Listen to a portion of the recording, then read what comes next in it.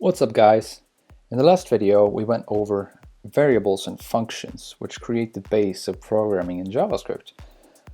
And today I thought we're going to go over the different data types in JavaScript as well as arrays and objects. So in data types we're going to go through strings, number, boolean, and also null and undefined. And after that we're going to go through arrays and objects both individually, and then we're going to check out the differences between them, the different use cases you have for them, and also how to manipulate them. That is how you create an array or an object, how do you add and remove values. Alright, so let's just jump into it. So I've created a empty index.html file right here, and I have a script tag in the head. This is where we're going to write all our JavaScript. And from the last video I got a question, why one should write JavaScript directly in the head and why not in a separate file. And I'm going to show you real quick that you could actually write JavaScript in a separate file. So for that you would create a new file.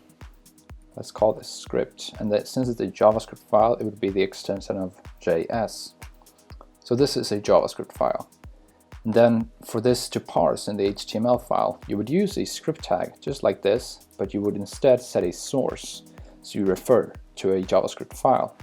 So in this case we are in this in the root folder right here, and the script is in the root folder, so we just have to write out script.js, and now our JavaScript file is included.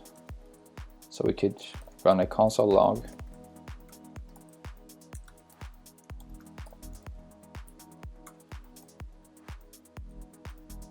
You can see that it runs. But just for today, we're going to write a simple head JavaScript. All right, so first off, we have, like you saw right here, strings. So strings stores a series of characters of any kind. That could be exclamation marks or numbers as well, within a single or double quotes. So that means that you can define a string using a variable like this. This is a string. Now, the differences between using single quotes and double quotes aren't big at all in JavaScript, and there's a huge discussion whether one should use one over the other and why wouldn't.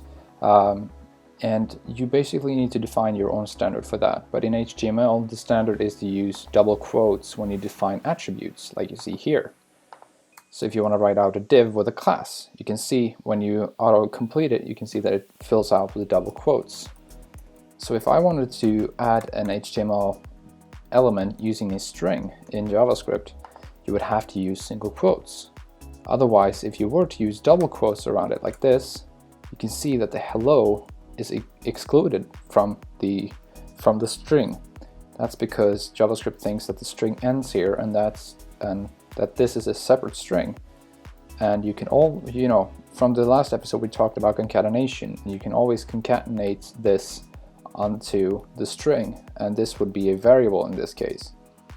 But class still doesn't have the quotes, so you would still have to add single quotes right here, since the single quotes would then be interpreted as a string.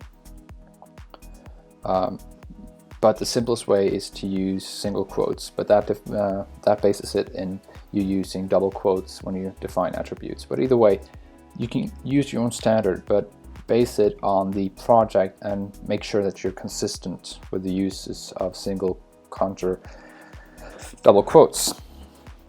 Alright, so strings, that's the basics of strings. You store names or anything within them, and string as the object string has some built-in methods for you so that you can easily find out some things about the string. You can check it out if you go Google string, for example, JavaScript string, and go to W3S school. Here you can see the definitions of what a string is. You can also see the string methods that are built in. There's a lot of them. For example, index of is a great one if you want to check out which position a certain character in the string has. So if I wanted to find out what position in the string h would have, I would write out string dot index of h. and that would return 0 since the index starts from 0. So I urge you to check that out if you want. I'm going to leave the link in the video description, of course. Alright, so that's string. Next up we have number. Number contains any number. That includes numbers with decimal points as well. So number would be 1.37, for example. That's a number. And the same thing is for this, that this is also a number.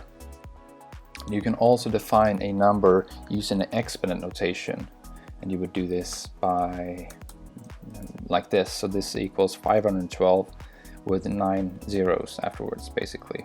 So if we were to log out number right now, you'd see that it's 512, that's billion, yeah. So that's pretty cool as well. A number, the object number also has its own built-in functions. Sorry, that's the function number. There's the reference number. So it has a couple of built-in methods as well that you can check out as well. This one I will always also leave in the video description. So that's number, and then we have the final one, which is boolean. A boolean is a binary value, and that means that it either one or the other. It only has two different values, and it can only be one of them. And in this case, the boolean is true or false. And this is very good for use in an application or software where you want to say that it's yes or no, it's on or off, it's true or false, you're logged in or you're not logged in. And you would define a boolean by saying true, like this. That's the true boolean. That's a boolean with the value true, and this is a boolean with the value false. Now the cool thing is that JavaScript has a nice structure where if you want to check the value of a variable that is a string or a number or doesn't have a value, it would return a boolean value as well. So if we were to check, if we were to have a string like this is an empty string. It doesn't have anything between this, but it's still a string. You can check, you can run the boolean function and throw in the string to check, oh cool, it returns false because it's empty. The boolean function is cool because that returns the boolean value of what it is that you throw in. So if we wanted to write out some strings here, you can see that it returns true because it's not empty. The same goes for if we were to write out a number. If that number is 0, you probably can guess that it is false. And that works the way that binary works. And for those of you who don't know what binary is, it's ones and zeros. So 1 is true, 0 is false. So if the number would be 1, it would be true. The same thing goes if it would be anything higher than 0, then it would be true as well. And you can also set it to the negative value of 0, it would still be false. And the same goes for if you have a variable that doesn't have any value, that is undefined, then it would be false. That's what's so great about it. You can always check if you haven't checked, if you haven't added a value to a variable, and you would get the boolean value of it. We're going to talk a little bit more about that in the next video in if statements, switch cases. Alright, so the next thing was null and overview. Sorry, undefined. And those two are values that are nothing, basically. As I just said, number doesn't have a value, then it's undefined. It could also be null, but in this case, in JavaScript, number is undefined in the way that it doesn't have a value.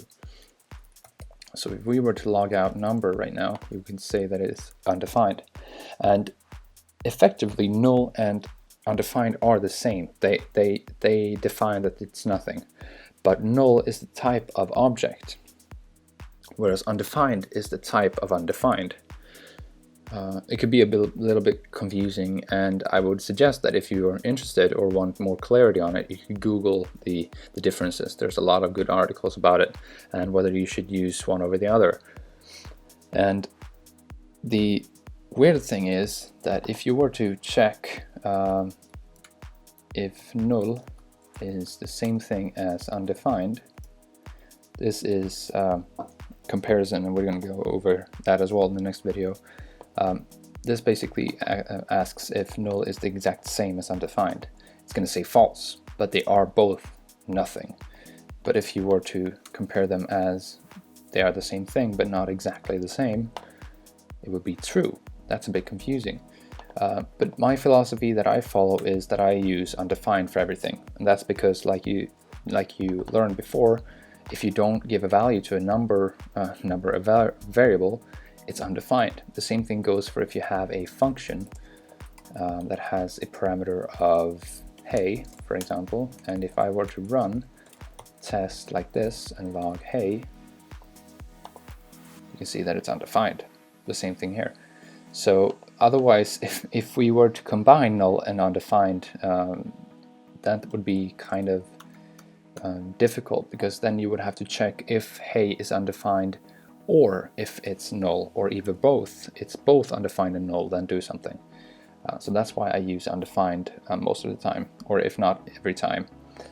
And people would argue the different approach. Of course, you just use your approach that works best for the project and for you as well. Okay, so I think that's it for the data types. We're going to jump into arrays and objects, and we're going to start off with objects actually. So objects in JavaScript, if you look at it from a real life perspective, an object would be like a car or a house. They would contain properties, something that tells you a little bit more about the object. Like a car would have a color or a weight or maybe a brand, for example, a Volvo car. And that's just it, that objects contain properties, and objects contain both properties and methods.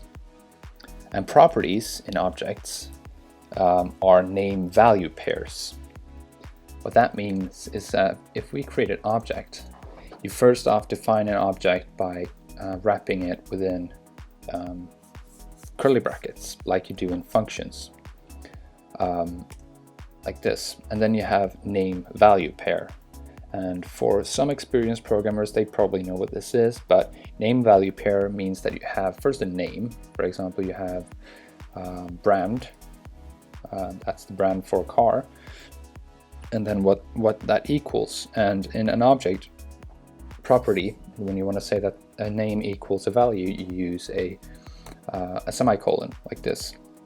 Then we want to say that it's a Volvo car, then that equals a string of Volvo. You could always say that a property could be a number and a boolean as well. So these are basically variables set to an object. Yeah, and then there are methods on objects as well. And methods are actions that could be taken on that specific object. So if this was a car, it could have a start method. And methods are declared or stored rather in properties, but as function definitions. So you remember when you wrote a function, you wrote out like this. This is a test function. You write the same thing, but you don't need the name, since the name is right here. So you basically say a function. And this is a method. So if we would like to say started car here,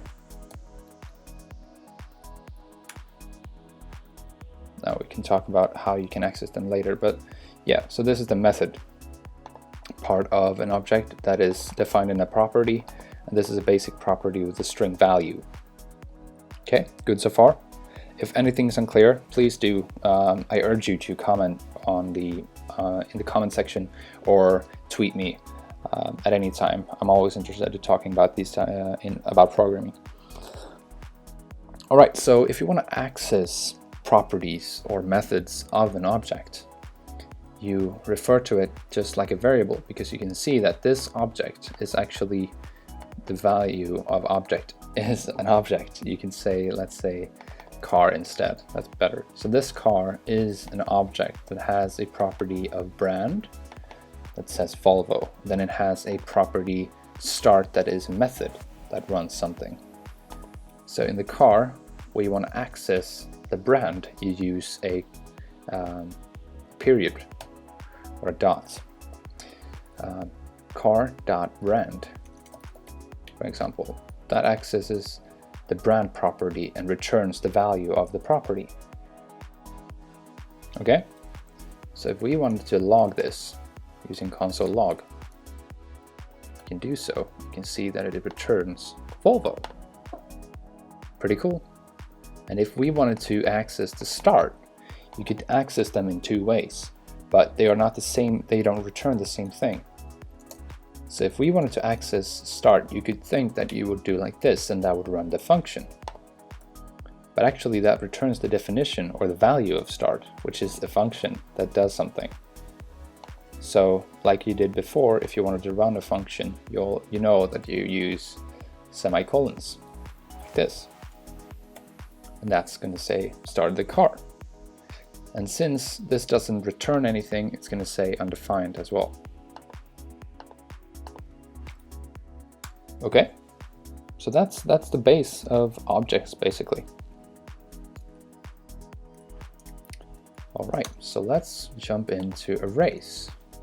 And I know a lot of people say that I'm kind of simplifying everything, and that's because I want people to start coding as quick as possible to get like the base knowledge. Then they can dig even deeper on for themselves. Then I can also create more detailed videos on one specific subject later on. All right, so let's talk about arrays. And arrays are a list of values. That's the basics of it. And these values are stored using numbers as indexes. And an index is basically the position or the numbered position of a value. So if we wanted to create an array here, let's say R instead, R equals something. And an array is similar to an object in how you define it, but instead of curly brackets, you use square brackets, like this. So this is an empty array. If we wanted to log this, you can see that it's going to return the curly bracket and the square brackets. Actually, I'm going to introduce you to a method real quick that's going to make it easier for you to check what type a variable is. And JavaScript has a built-in method called typeOf. This is going to return the type of the variable that you created. So if we want to create a var string equals hello world and wanted to check out the type of string, and also we want to log this. So type of string equals string, because it's a string. And then if we want to change this to be, let's name it differently. So let's say hey equals 13. So that's the number. So what's the type of hey, the variable hey? It's a number. And if we want to say that this is a boolean, so let's say it's a true value, let's check, it's a boolean. And if we want to say that it's an object, it's an object. Here's where it gets interesting. What do you guys think that the array type is? I know a lot of people is going to get this right on the first try, but some of you don't or won't. It's actually object. That's because arrays are a special type of object in JavaScript. And what's the difference between our arrays and object is that arrays use numbers instead of names to index. So if I wanted to add values to this array, I would simply add them by separating them with a comma. So let's say I want to add a value that is a string. You use single quotes and you say hello. Now this array contains a value of hello. And if I want to add another value to it, I simply put down a comma and then add a new value, hello world. Then we can add a third one, which is the exclamation mark. If we now log the array, you can see that it contains hello world exclamation mark. Pretty cool.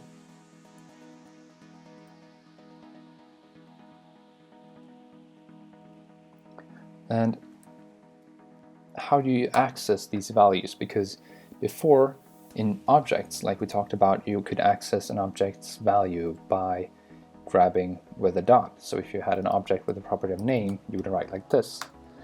We don't have a reference right now. We don't know, we don't have a name for this value. But like I said, there are numbers. And just like strings refer the position of a character in the string, an array refers a value as a number in the position or the index. So it always starts with a 0. So we know that hello has the position of 0 in the array. But what I didn't mention before is that you can access, like in an object, you can access name by also using square brackets and saying name like this, or like this, but that refers to a variable. So like this would also be the same thing as writing object.name. And that's very useful for if you have a variable that contains like the name of Max, and then or actually, sorry, the name of name, like the property name. And if you want to access the property based on the variable's value, you could say like this. That would return the name property value. And the same thing goes for arrays, whereas you could access the value based on the index using hard brackets, like this. So if we were to log this, you can see that it says hello. Sorry for going a bit quick right there. I just wanted to tie things together a little quickly for you. And then we have the second value, which weirdly it has the index of 1. That's world. And you guess it, if you write 2, you get exclamation mark. And of course, if you add 3, it's undefined because the index 3 doesn't have any value yet. So it's basically saying that the variable doesn't have a value like we did before. So array is great for using compared to objects where you have lists of values, especially if you want to order them or you want to filter through them. You want to make sure that it contains a certain amount of values, or you want to pull out values that are that for a specific reason. Or let's say you have a list of objects. You can actually have objects within the array. So you would do that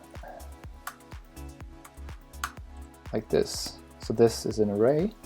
For each object you would have curly brackets, and within the curly brackets you would create a object like you did before. So let's say the name Max, age 21. Next you have name Anna, age 20. Name, I don't know, also Max, age 25. All right, so now we have an array with objects in them. So if you want to log the array, unexpected error, what's wrong? What did I do wrong? What did I do wrong? Unexpected identifier 12. Aha, forgot the quotes, the comma to separate the values. Okay, so you can see that the array contains 3 objects, and each object has the age and name property within them. Pretty cool.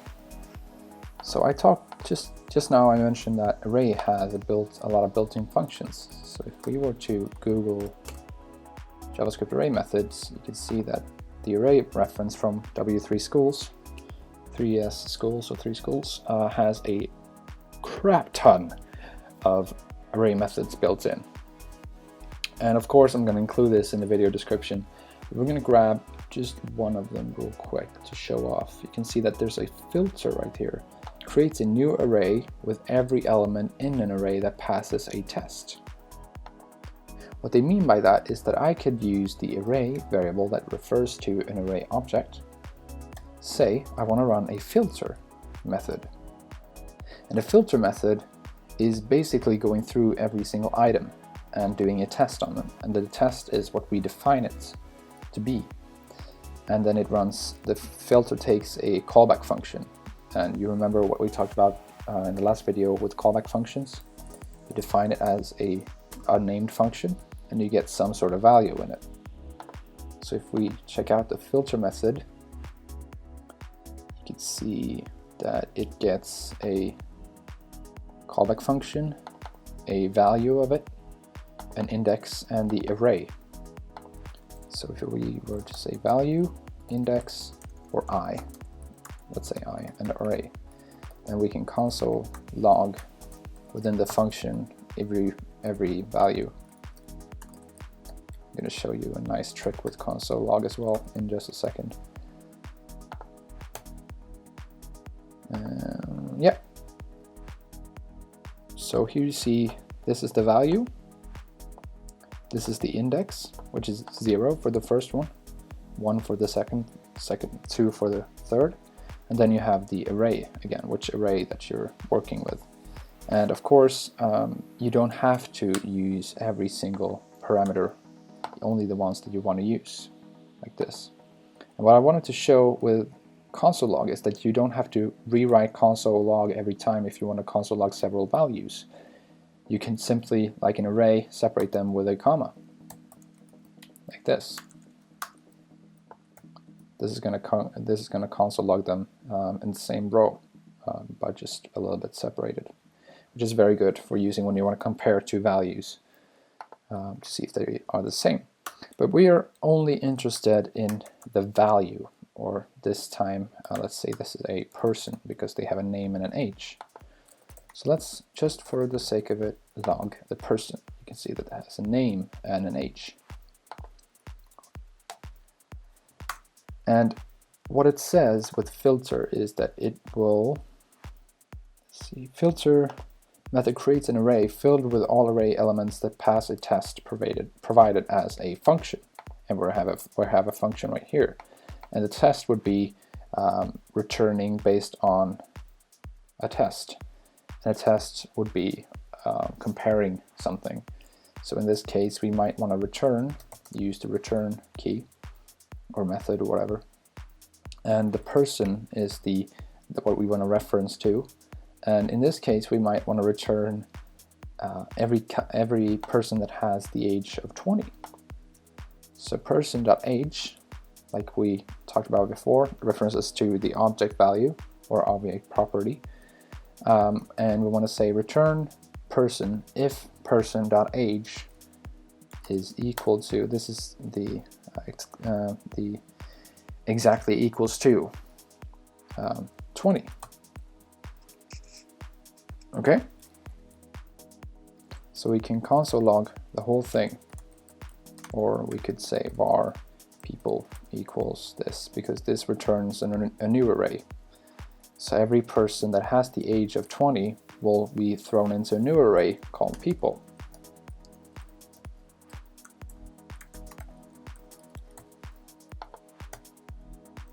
Okay, so only one match found, and that was Anna, because her age was 20. And you can do the same thing with if we want to have the name, and we want to make sure that the name is Max, that we know that there will be 2, because it was 2 Max Peoples. 2 Max Peoples, yes, good English, but with different ages.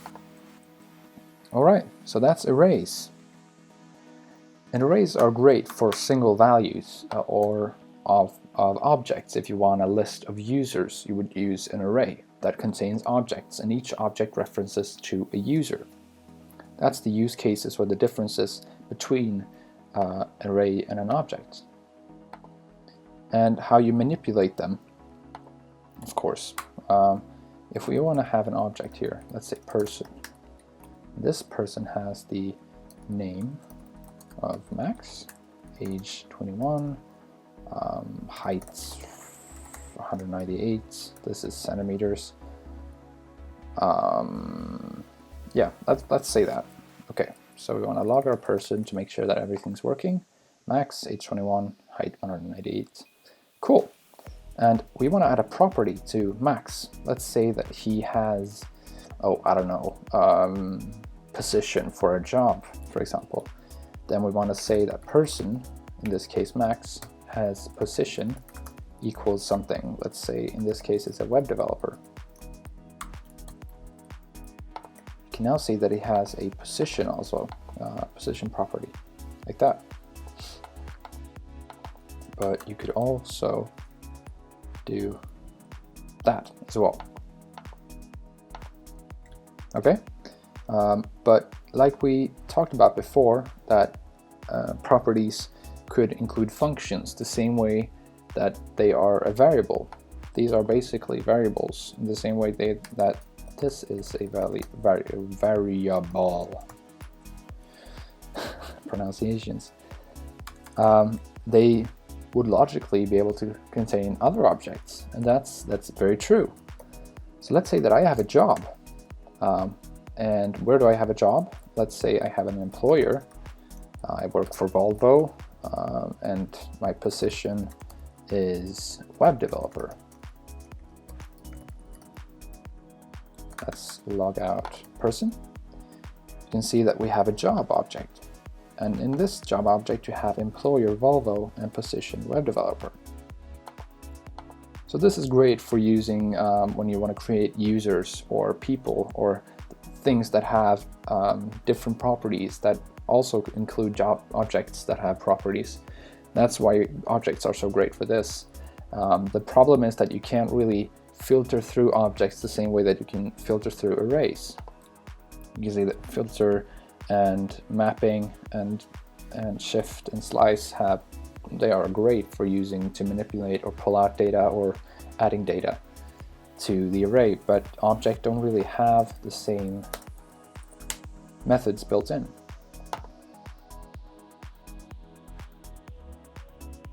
Let's see here. There are the built-in methods. Object methods are actions performed. No, actually, they don't. Do they have built-in methods? I don't know. They don't seem. If I'm missing this, please do post it in the comments. I can't really find any built-in methods with the object. Either way, so that's why you can't really iterate through the object. But you could, if you want to throw out. Maybe you want to pull out every key. This is a key. The name of a property is what's called a key. So you could throw out the method of object is the object as an object, the object of object, which is a type. Keys. So you want to grow out the keys of a specific object, in this case person. That would return an array of all the keys that exist. This is a bit over everything, but yeah, so that's the thing. Objects are great for holding properties that are individual, but could be replicated over a lot of people. So if you have users that all have a name, a username, password, email, whatever, they could be objects but have different values for every property, but they all share similar properties. You with me? And arrays would be lists. That could be lists of people, could be lists of places, strings, numbers, whatever. So that's the differences, and the use cases, of course, we've mentioned a little bit, and I think you could imagine the different use cases as well. All right, I think that's it actually for today's video. If I've missed anything or if anything is unclear, like I said, I urge you to leave a comment or hit me up on Twitter. I'm always interested in discussing or talking with people about programming or anything else actually. All right, and I'll see you guys in the next video.